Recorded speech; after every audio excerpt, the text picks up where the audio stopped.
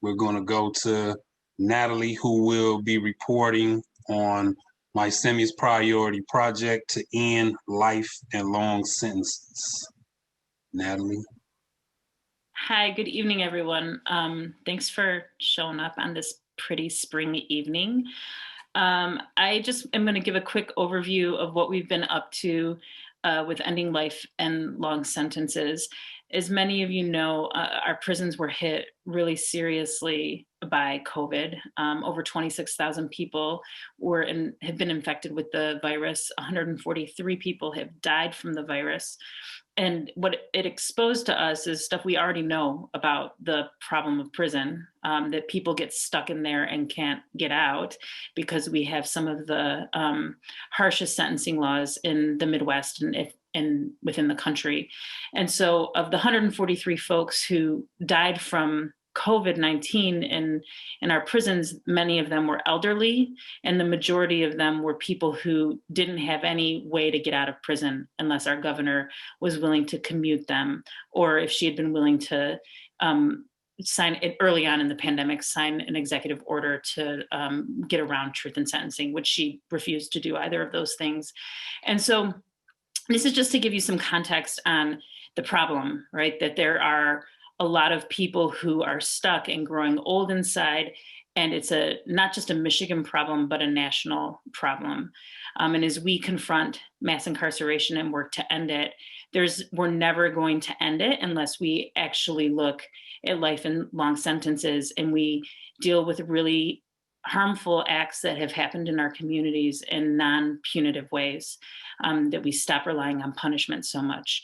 So in Michigan, well, in the US, there are 200,000 people serving life sentences, and that's 1 out of every 7 people in prisons are serving life sentences. And in Michigan, there are 11,000 people who are serving either life without parole or life with the possibility of parole or long indeterminate sentences. It's a good chunk of the 35,500 people who are in our system. And so we have developed, and AFSC has been working on confronting life and long sentences for a long time. And we have a project called the Good Neighbor Project. We're really trying to mobilize people in the community to be connected to people serving life sentences. And so this is like sort of a natural progression of AFSC's work, but also the coalition work of the Michigan Collaborative to End Mass Incarceration. What a great way for us to come together in coalition. And most of the organizations that are on the steering team or who are in some way connected through membership with MySemi are involved in the coalition, this coalition that we're birthing right now.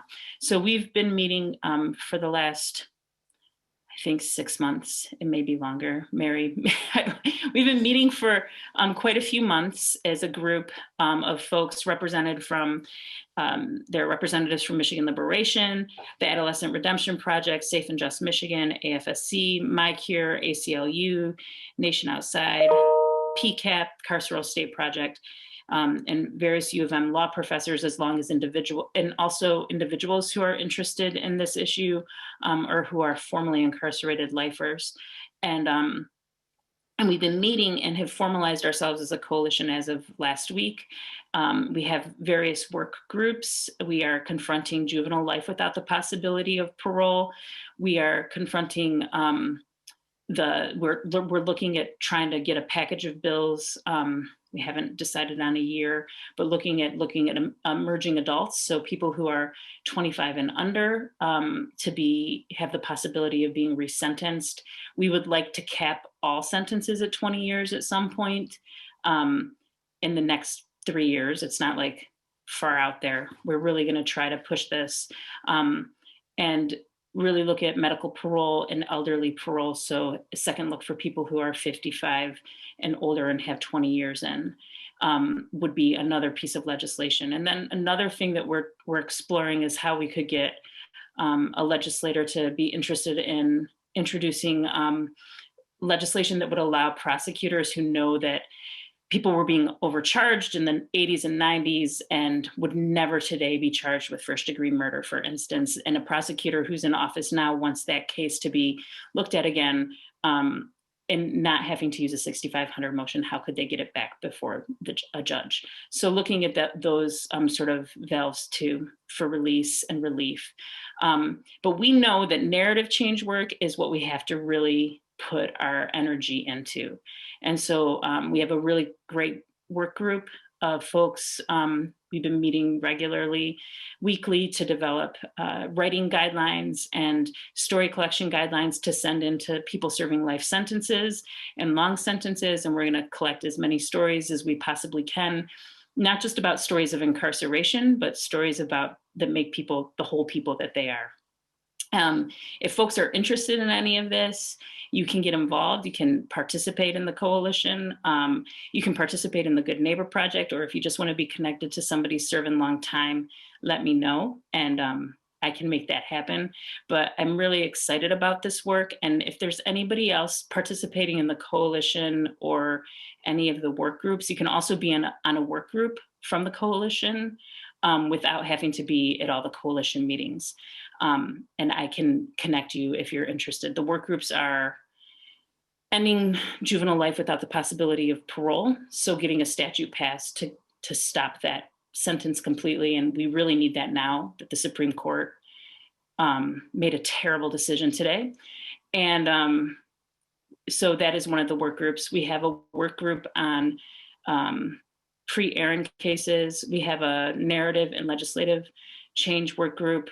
And we will be having a work group on the actual legislation once we start thinking that through. And I think there's a couple of other work groups that I'm spacing on. So get involved if you feel like it. Oh yeah, medical parole. Thank you, Danny. The medical parole work group. And we do have an active legislative working group where we are talking about amending medical parole. For those of you who are interested, I can give updates on that as we progress with it. Because right now, just during COVID, not one person was released with our medical parole statute, which shows how terrible it is. So yeah, thank you.